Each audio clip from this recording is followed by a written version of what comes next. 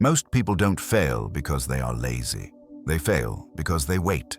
They wait to feel motivated. They wait to feel confident. They wait to feel ready. But Stoic philosophy teaches something far more uncomfortable and far more effective. The ancient Stoics understood a brutal truth. Action does not come after emotion. Emotion comes after action. If you wait for the right feeling, you will wait forever. The mind is not a leader, it is a follower. Marcus Aurelius did not ask himself if he felt like doing his duty. He acted because it was required of him, regardless of comfort, mood, or desire. This is why Stoicism was forged for soldiers, emperors, and people who could not afford hesitation. In this video, you will learn how to force action without motivation, without hype, and without lying to yourself. Not through inspiration, but through discipline. Not through emotion, but through identity. This is where real change finally begins today. 1. Stop waiting for motivation. Motivation is one of the most dangerous myths in modern self-improvement. It sounds empowering, it feels productive, but it quietly trains people to delay their lives. Most people believe they must feel motivated before they take action. They assume energy comes first and effort comes later.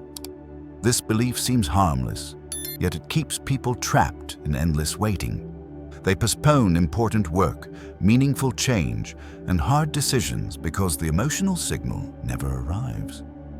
What looks like laziness is often obedience to a false rule. Stoic philosophy dismantles this belief without sympathy. The Stoics never waited to feel ready. They acted because action was required. In their worldview, feelings were weather, not commands. Responsibility existed regardless of mood. Waiting for motivation was not patience. It was avoidance, dressed as self-care. Marcus Aurelius confronted this reality daily.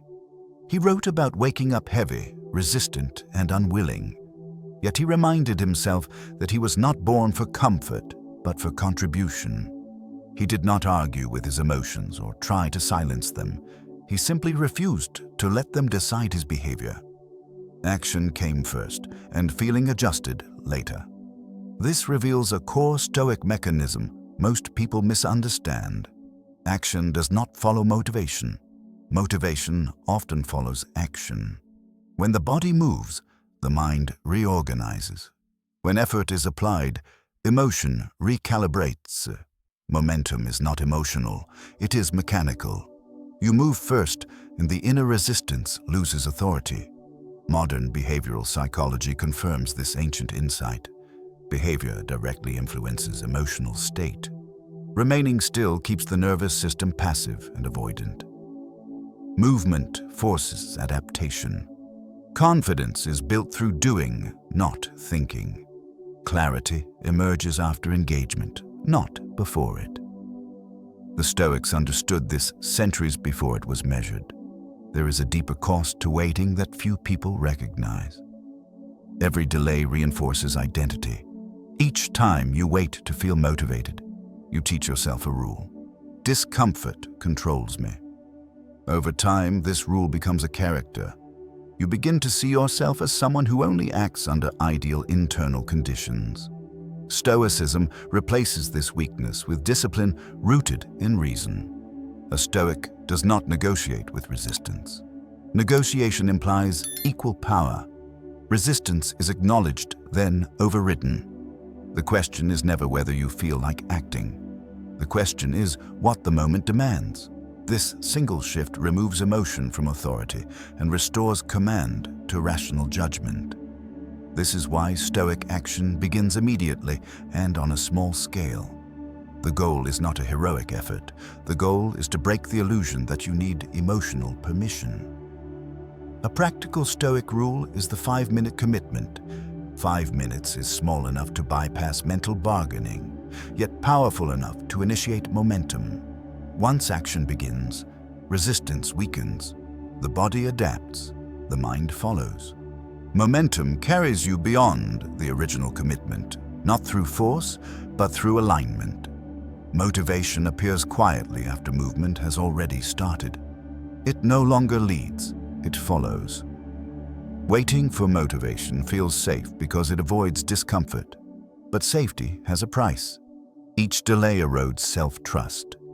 Each excuse teaches the mind that comfort outranks character. Immediate action reverses this training. It builds evidence that you can move despite resistance. Over time, these moments compound into strength. Stoicism does not promise ease or inspiration. It promises reliability. And reliability is forged when you act without waiting for your emotions to agree. This approach may feel harsh at first, but it is deeply humane. It removes the endless internal debate that drains energy and self-respect. Instead of asking how you feel, you anchor yourself in what must be done.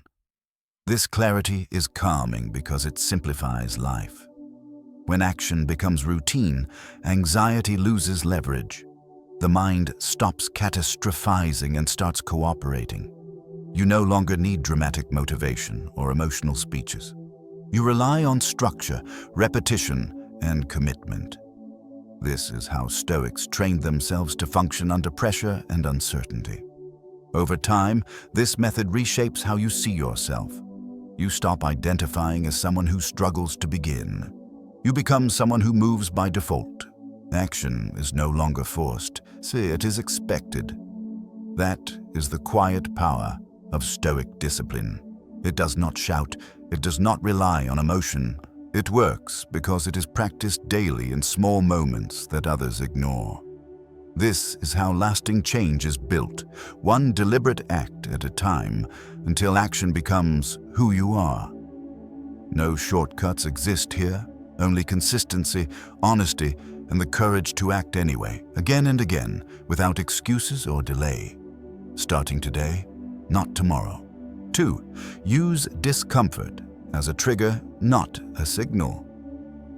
To stop discomfort is the moment most people retreat. It feels heavy, it feels wrong. It feels like a warning. Modern culture trains you to treat discomfort as danger. When something feels mentally heavy, emotionally tense, or physically unpleasant, you're taught to pause, distract yourself, or escape. This conditioning creates a fragile relationship with effort. The moment resistance appears, action stops, and delay feels justified. Stoic philosophy inverts this instinct completely. To a Stoic, discomfort is not a signal to stop. It is a signal to engage. Resistance does not mean something is wrong. It often means something important is happening. Growth, responsibility, and meaningful effort rarely arrive comfortably. The Stoics believed comfort weakens perception. When life is easy, the mind becomes lazy and reactive. Difficulty, on the other hand, sharpens awareness. It forces presence. This is why Stoicism does not aim to eliminate discomfort, but to reinterpret it. Pain is not the enemy. Avoidance is. Seneca wrote extensively about voluntary hardship. He intentionally exposed himself to hunger, cold, and inconvenience, not because he enjoyed suffering, but because he understood its psychological value. By choosing discomfort on his own terms, he removed its power. What you choose cannot control you. This principle applies directly to action. When starting feels uncomfortable, most people assume they are not ready. Stoicism teaches the opposite. The discomfort you feel before action is often proof that the action matters. The body resists effort. The ego resists exposure. The mind resists uncertainty. None of these are valid reasons to stop. Discomfort becomes dangerous only when it is misunderstood. When you interpret resistance as a warning, you retreat. When you interpret resistance as a trigger, you advance. The sensation stays the same. The meaning changes. That change alone determines whether progress happens or not. The Stoics trained themselves to recognize this moment precisely. When hesitation appeared, they leaned forward instead of back. They understood that courage is not the absence of discomfort. It is a movement despite it. Action is not clean. It is tense, awkward, and uncertain. Accepting this reality removes the shock that stops most people. There is a simple Stoic rule that clarifies this. If an action feels uncomfortable but aligns with reason, duty, or long-term character, discomfort is irrelevant. Feelings do not outweigh principles. The body may resist, but the mind decides. This separation is foundational to Stoic strength. In modern terms, discomfort often shows up as mental friction. You feel scattered, you feel tense, you feel unsure where to start. These sensations tempt you to scroll, delay, or consume more information. Stoicism cuts through this loop by assigning discomfort a new role. It becomes the cue to begin. A practical Stoic tactic is this. When something feels heavy, start immediately with the smallest possible action. Not to eliminate discomfort, but to move through it. Action metabolizes tension. Stillness allows it to grow. Once movement begins, discomfort loses its grip. This is why Stoics practiced hardship voluntarily. Cold showers, simple meals, physical exertion, and difficult conversations were training tools. They taught the nervous system that discomfort is survivable. Once this lesson is internalized, action becomes easier because resistance no longer feels threatening. Most people are not afraid of failure. They are afraid of discomfort. The awkwardness of starting, the vulnerability of effort, the tension of uncertainty. Stoicism exposes this fear and removes its authority. You do not need to like discomfort. You need to stop obeying it. When discomfort becomes a trigger, consistency changes.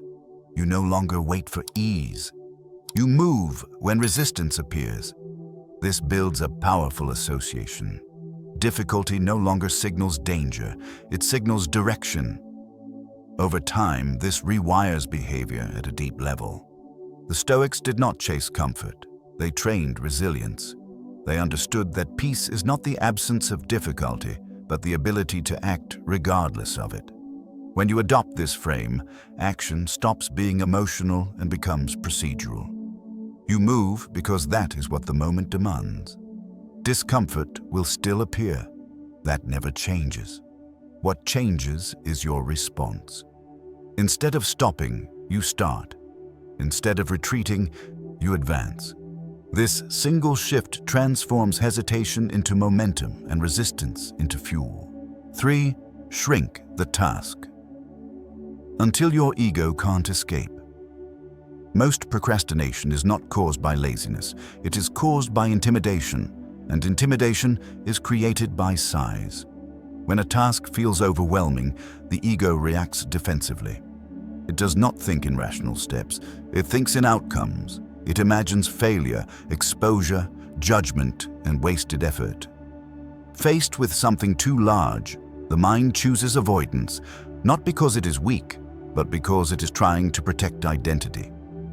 Stoic philosophy understood this psychological trap long before it had a name. The Stoics knew that the mind resists what it cannot control. Large goals feel uncontrollable, vague ambitions feel dangerous. So instead of commanding massive effort, Stoicism focuses on shrinking action until resistance has nowhere to hide. Epictetus taught that you do not control results. You control only your own actions, moment by moment. When people fixate on outcomes, they abandon the only thing actually within their power.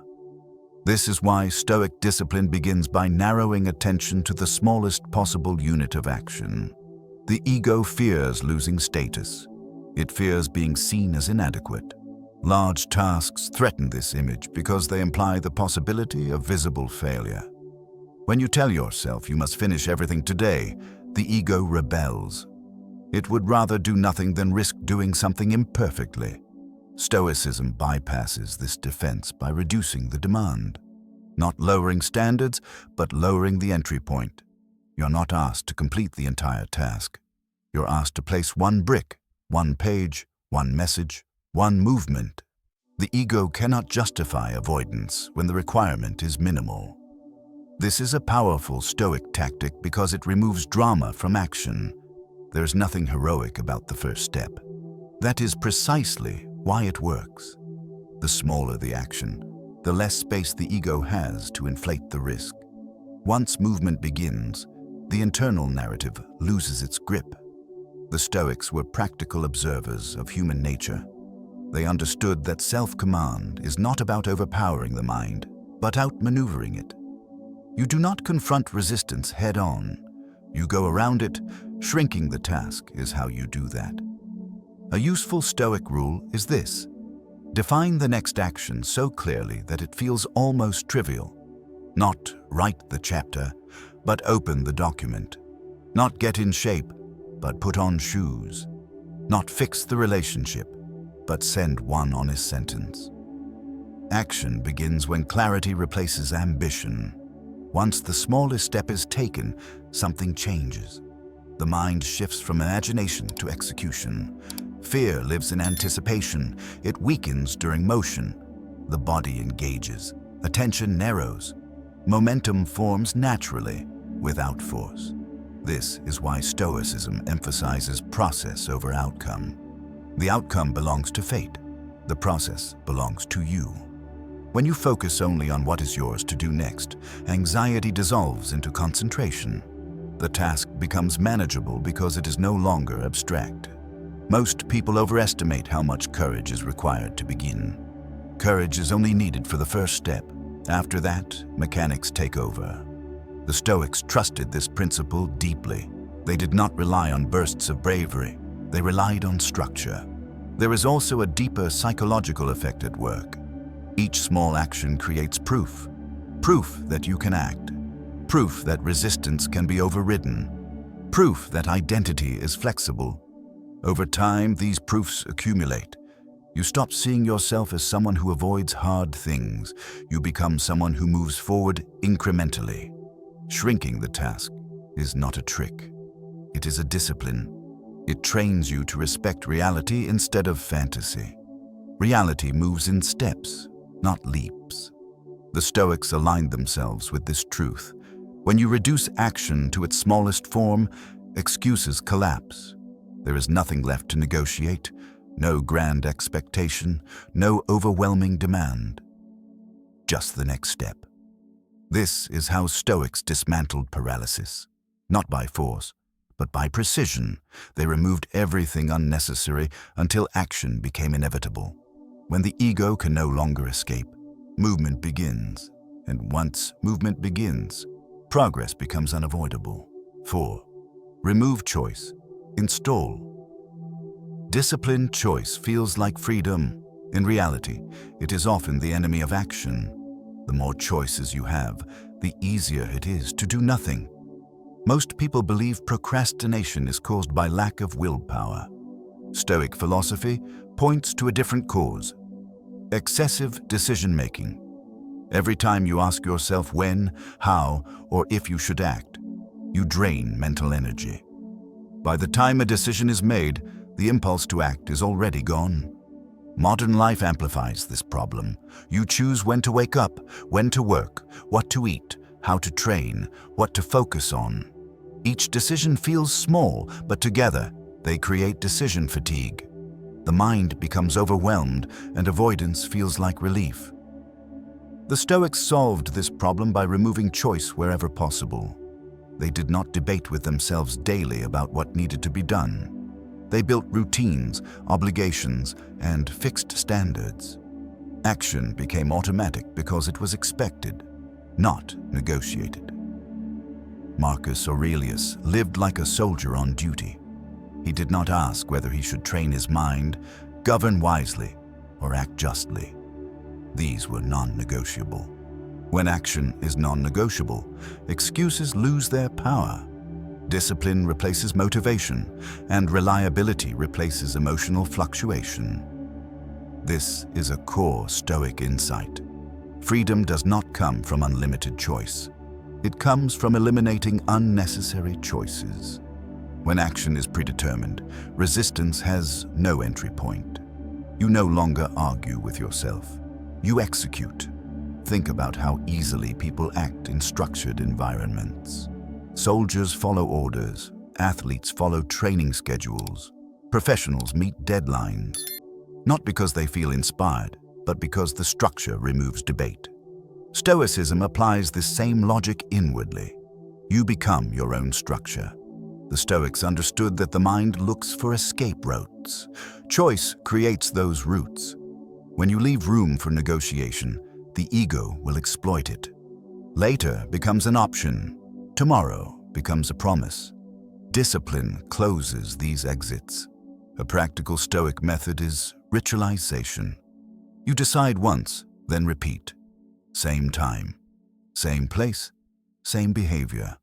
Whether you feel ready or not becomes irrelevant. The action happens because that is what happens at that hour.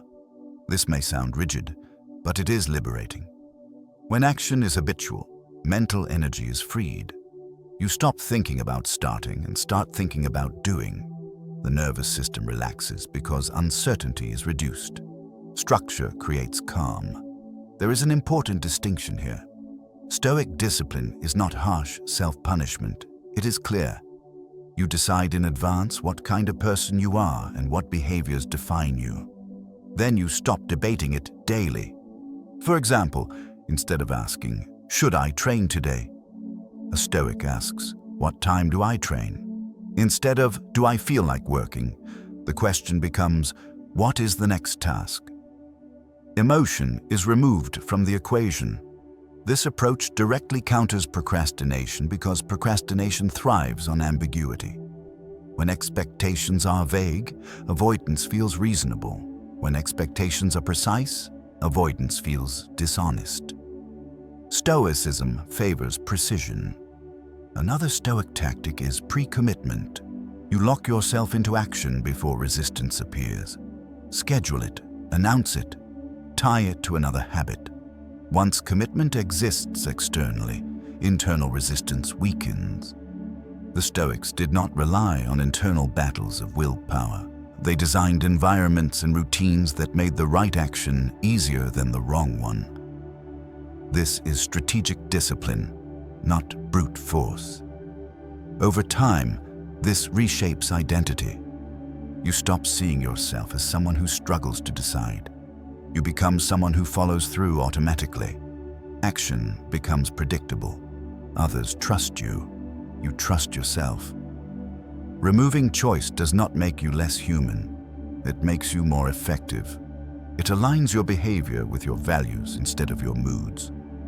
This is why Stoics were respected as leaders, soldiers, and statesmen. They were reliable under pressure. When discipline is installed, action stops feeling dramatic. There is no internal speech, no build-up, no waiting. You simply do what was already decided. This is the Stoic advantage.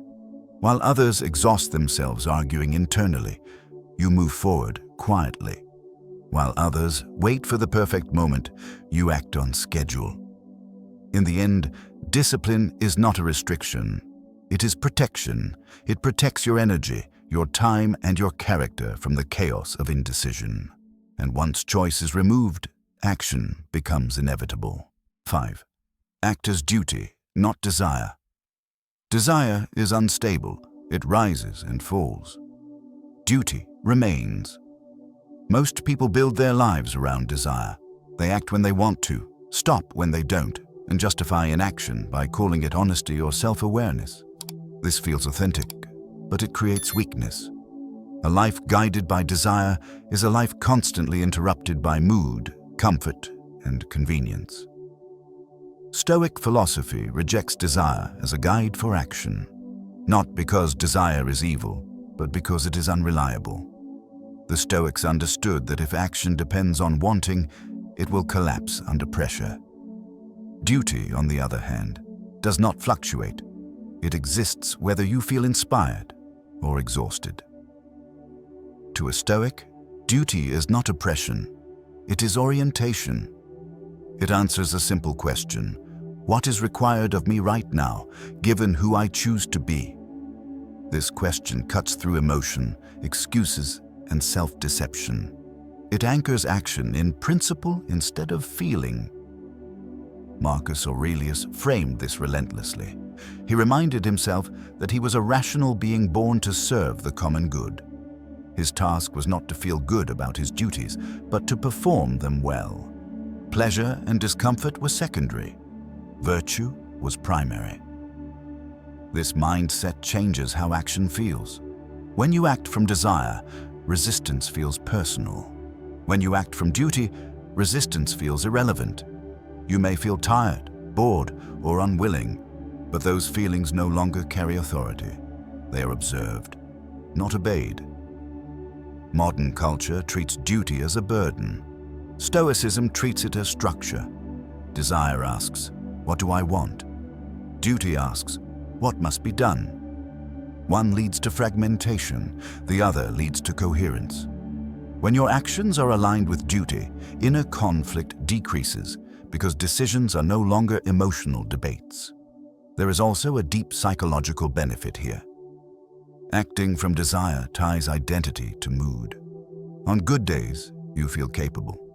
On bad days, you feel broken. Acting from duty creates continuity. You act the same person on easy days and hard days. This builds self-respect. Stoics understood that humans are meaning-driven creatures.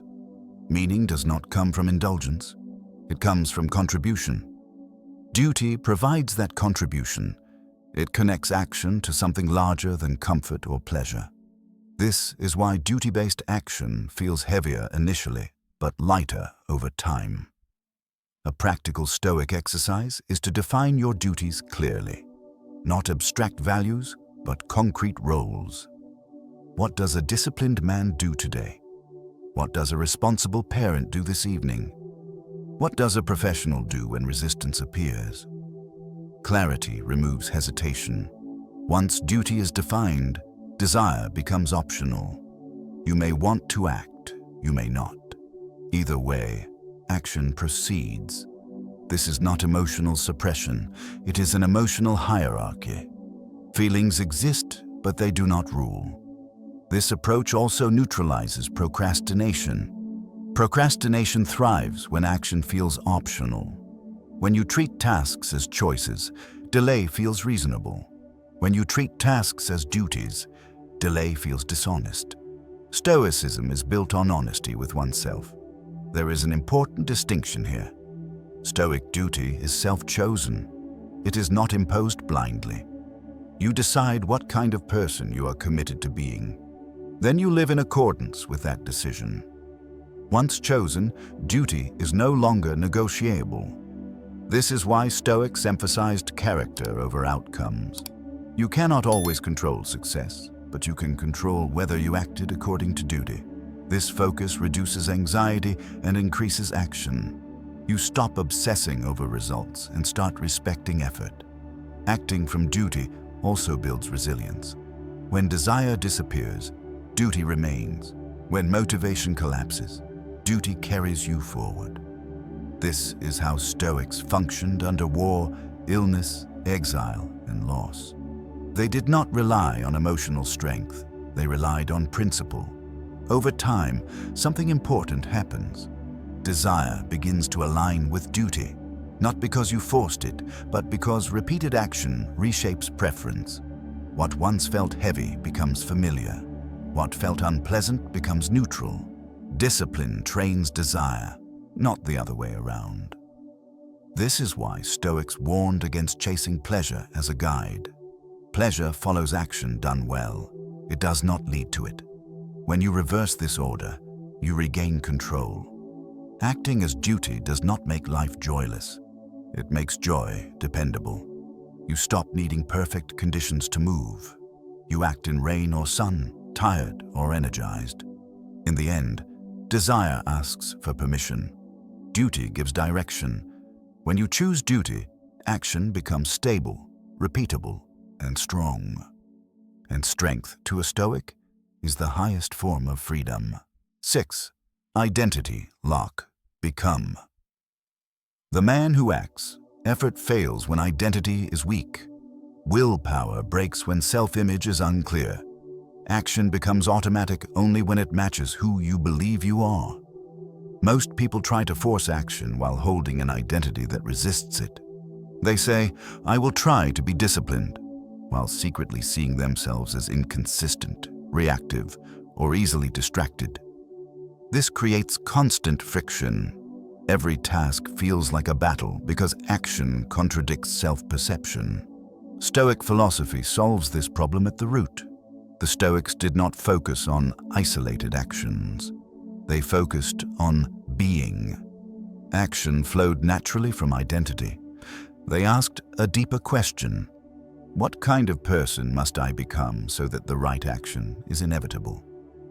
Epictetus was explicit about this. He warned that people fail not because they lack knowledge, but because they have not decided who they are. Without identity, rules collapse. With identity, rules are unnecessary. A disciplined person does not debate discipline. He expresses it. This is the concept of identity lock. When action is tied to identity, resistance loses leverage. You're no longer forcing yourself to act. You're behaving in alignment with who you are. The effort disappears because the conflict disappears. Most procrastination exists because people speak in conditional language. I'll try. I should. I hope. These phrases signal uncertainty at the identity level. Stoicism replaces them with declarative statements. I am the kind of person who acts. Not someday. Not when motivated. Now. Marcus Aurelius constantly reinforced identity in his writing. He did not say, "I should behave virtuously." He reminded himself, "You are a rational being, act accordingly." Identity preceded behavior. When temptation appeared, he did not negotiate. He returned to who he was. This is why Stoics emphasized daily self-reminder.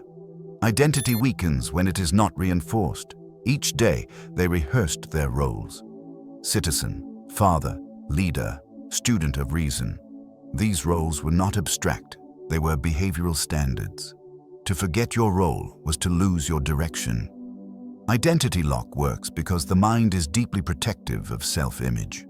When action supports identity, it feels natural. When action contradicts identity, resistance appears.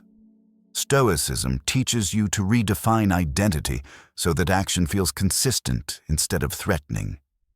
A practical Stoic method is to define your identity in terms of behavior, not traits. Not, "I am disciplined, but I act immediately on what must be done." Not, "I am confident, but I do not avoid difficult actions." These statements create clear standards. Once defined, identity must be proven daily. Stoics believed identity was earned through action, not claimed through words. Each small action becomes evidence. Evidence strengthens belief. Belief stabilizes behavior. This loop is what makes discipline durable. This also explains why Stoics warned against overthinking identity. You do not become the man who acts by thinking about it. You become him by acting repeatedly. Identity follows evidence. The more you act, the less effort action requires. There is a powerful shift that occurs here. You stop asking, "Can I do this?" and start asking, "Is this consistent with who I am?" That question simplifies decisions instantly. Many distractions lose their appeal because they no longer fit your self-image. Identity lock also protects you during low motivation. On days when energy is gone and emotions are heavy, identity remains. You may feel exhausted, but you still act because not acting would violate who you are. This is Stoic reliability. The Stoics did not aim to feel strong. They aimed to be strong. Feeling followed. This is why their philosophy endured under pressure. Identity does not fluctuate with mood. Over time, this approach reshapes your internal dialogue. You stop arguing with yourself. You stop seeking permission. Action becomes the default response. Delay feels foreign. Avoidance feels dishonest. This does not happen overnight. Identity is built brick by brick. Each time you act when you do not feel like it, you reinforce the lock. Each time you follow through, you tighten alignment between belief and behavior. Eventually, forcing disappears. Not because life becomes easy, but because action becomes expected. You no longer see yourself as someone who struggles to begin. You're someone who moves. This is the final Stoic mechanism. Motivation fades. Discipline structures action. Duty directs it. Identity sustains it. When identity is locked, action no longer depends on emotion, effort, or external pressure. You act because that is who you are.